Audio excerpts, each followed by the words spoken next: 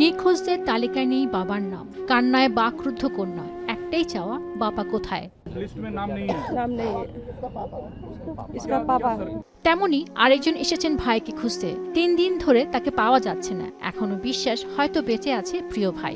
मेरे भाई को जैसे जैसे निकालना पड़ेगा, वो कहाँ है, कैसे है, लापता है 3 दिन से, क्या करे।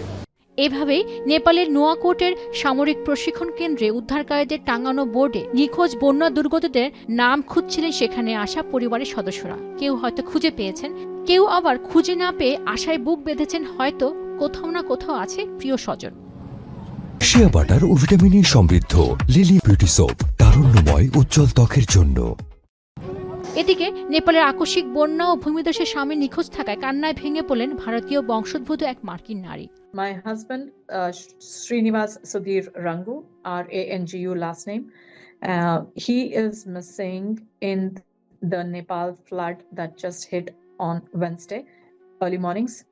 And it's not just him, he was with a family friends.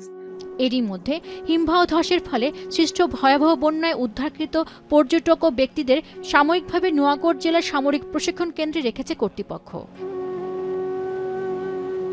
পেনুকা Sultana, এখন বিশ্ব।